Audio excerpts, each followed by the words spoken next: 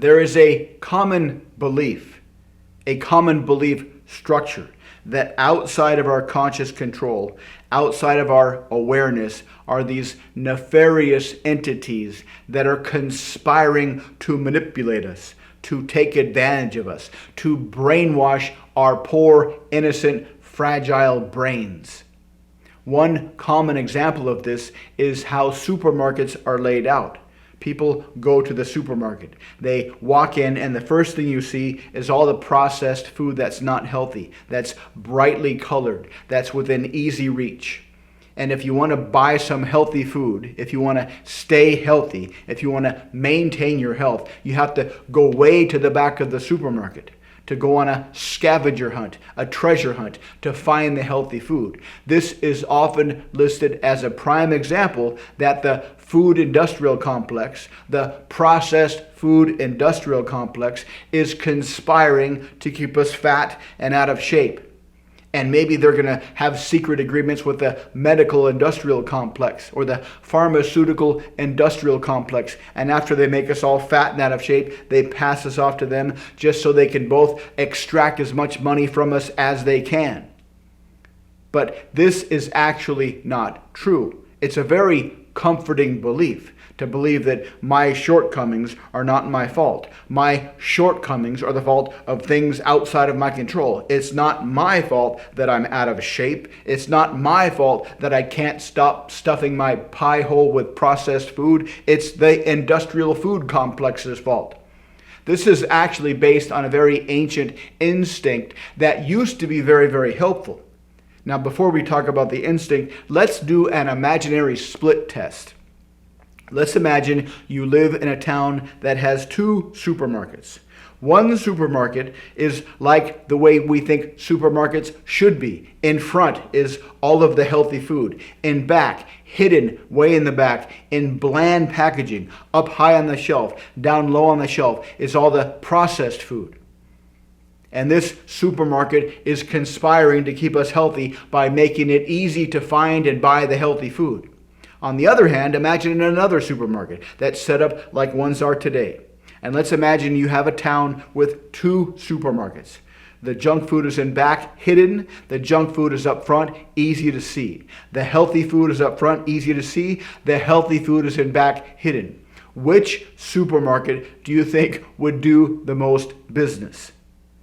Do you think everybody that goes shopping here would suddenly morph into a healthy person? Or would all the people that have the preset desire to eat processed food would just go here because what they want is easier to find? The reality is the supermarkets don't cause us being out of shape. The way the supermarkets are set up is a result of our consumer choices. Now, why does this happen? Why do we think it's the opposite of the way it really is? Well, back in the days of hunter-gatherers, being alive, staying healthy was very, very dangerous, very, very scary. It took a lot of effort. Every single day it was us versus the world. So it was a very, very healthy instinct to blame the world for our own shortcomings. If you went out hunting and you threw your spear at an animal and you missed, and if you said, oh man, I suck, it's my fault that I missed, that would be damaging to your ego. Our ego, part of the function of our ego is to protect itself at all cost, to protect your sense of self at all costs. So any kind of shortcoming was immediately projected out into the world. It was immediately projected and externalized out into the world to make us motivated to continue to fight against the world, because every day was a struggle. If you gave up back then, you would die of starvation. You couldn't afford to give up. You couldn't afford to even have an inkling of a suspicion that it was your fault that you couldn't get any food. You had to blame the world to get you fighting against the world. But today, it's very easy to give up and stay on the sidelines of life and not starve to death. So you have a lot of these beliefs that are of the same structure. You have someone that has some shortcomings. And the instinct says, it's not my fault, it's the world's fault. And you'll find all kinds of beliefs that way. But in reality, the truth of the matter is, in the supermarket example, the way the supermarkets are set up is an effect, and our desires are the cause.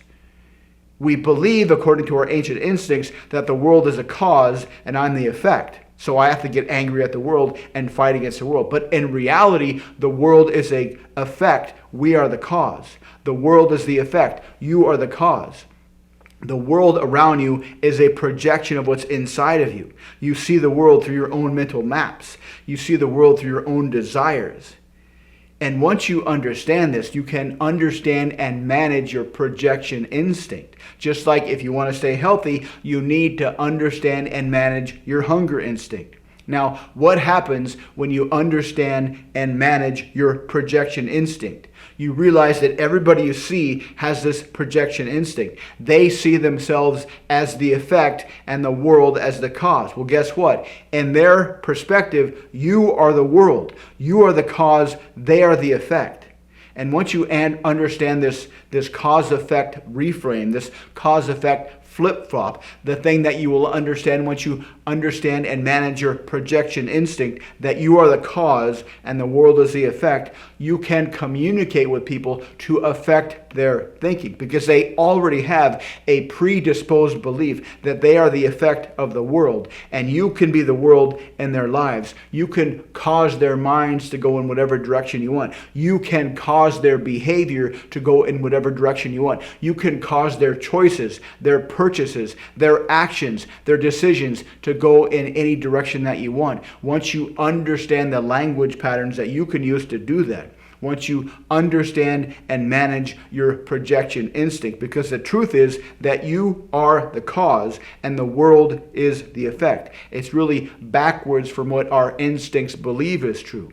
And most people will never realize this. Most people will never understand this. Most people will walk the earth blaming the world for their problems and never understanding that they have the power within them to switch the polarity, just like you can switch the polarity and realize you are the cause and the world is the effect. And once you understand this instinct, once you practice thinking this way, that you are the cause and other people's behaviors are the effect, that your language is the cause and other people's behaviors are the effect, and that's the true nature of cause and effect, that is the secret to everything.